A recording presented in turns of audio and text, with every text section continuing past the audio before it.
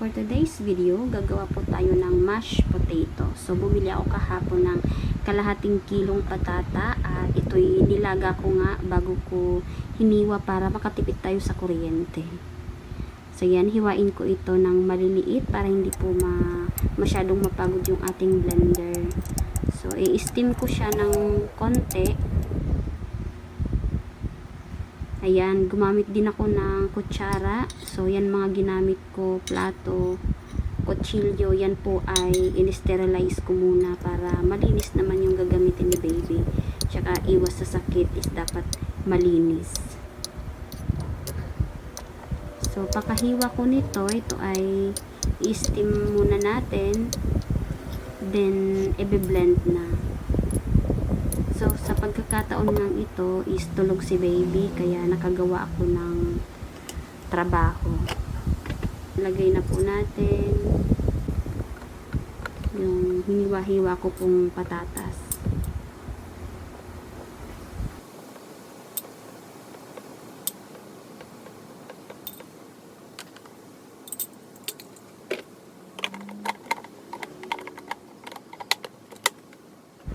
So, yan nga pala is lalagyan muna natin yan ng tubig ni baby, mineral water yung kailangan. Kasi gagamitin natin siya dyan sa pag-steam.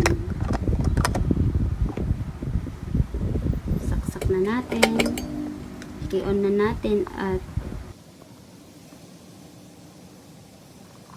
i-steam lang natin ng 10 minutes kasi dati ko na din siyang napakuluan.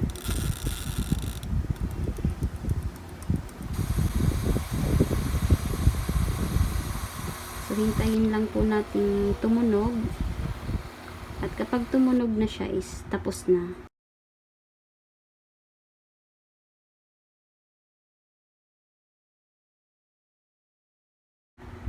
So, habang nga ako naghihintay, napaisip ko muna na umpo. Saglit.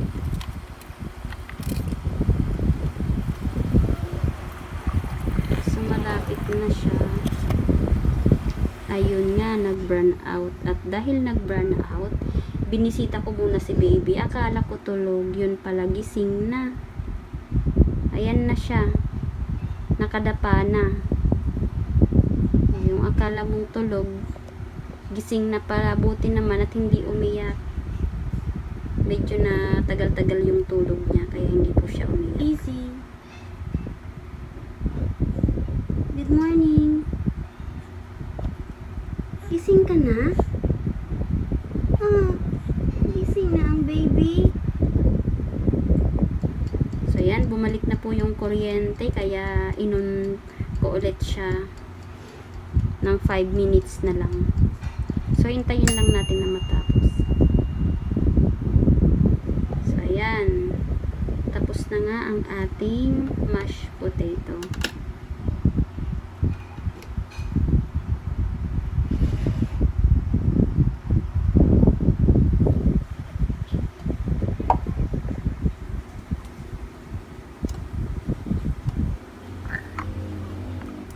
Ganyan po ang pag-alis niyan sa mga gagamit po ng ganitong blender. Tinapon ko nga yung kaunting natirang tubig at ilalagay na natin dyan sa blender. So, ganyan lang po kadali.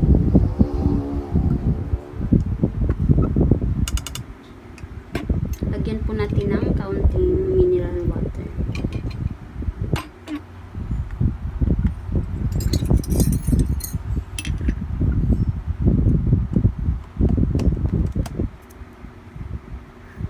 So, i-blend na natin. So, make sure na pino po siya para hindi naman mahirapan si baby sa pagmuya.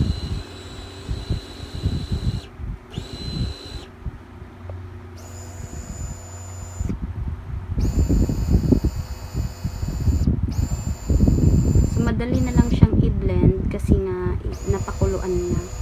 Pero, shinore ko talaga na pinong-pino siya para sa pagkain ni baby kasi nga kakaumpisa pa lang ni baby kumain para hindi naman mabigla ang kanyang tiyan. So, ganyan na po ang kakalabasan. malapot po siya. Ganyan po yung texture. So, itatabi muna natin at kukunin ko po yung food storage ni baby. So, dyan ko siya ilalagay. So, every meal, yun lang po yung ilalagay ko. And siguro na parami ko lang ng konti kasi sayang naman kung hindi ko siya ilalagay lahat dyan. So, pero hindi ko siya papaubusin na ipapakain kay baby. Gawa ng 2 tablespoon pa lang yung pinapakain ko sa kanya. And gradually naman is madadagdagan a day. So, yan, hinati-hati ko siya. So, gumamit na nga ako ng kutsara para 2 tablespoon nga yung mailagay ko dyan.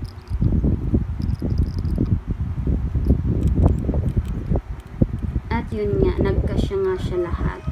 So, may konti lang sigurong tira. Kakainin ko na lang. Yan, linisan, punasan natin. At ito na nga yung aking nagawa. So, mainit pa to, kaya papalamigin muna natin. So, habang pinapalamig natin ang mashed potato, so linisan ko muna yung mga ginamit natin. So, hindi ko na nga pala siya sasabunin kasi kakagamit lang din naman.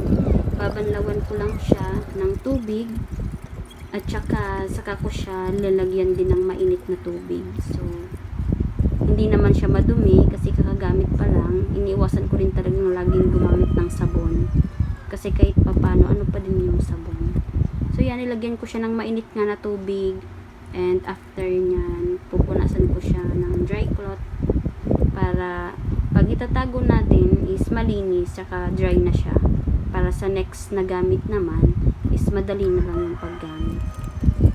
So, lahat ng gamit ni baby before use or after using, talagang nilalagyan ko siya ng mainit na tubig. So, bago ko siya itatago. So, ganito po pala yung paglagay. Kapag hindi naka-center is hindi siya gagana. So, dapat naka-center siya para hindi po masira. Ganon din yung takip. So, mabilis lang siyang gamitin. So, ayan na nga po. Malamig na siya. So, lalagyan na natin ng takip para ilagay na natin to sa refrigerator. Siguro doon yung chiller natin siya ilalagay. Wag sa freezer. So, ito pala, may mga date ito. So, ang date natin ngayon is July 29. So, ilalagay ko siya sa 29, number 29. Ayan, mga date na. So, ayan, 29, may date din. Para hindi natin makalimutan, reset natin ang 29.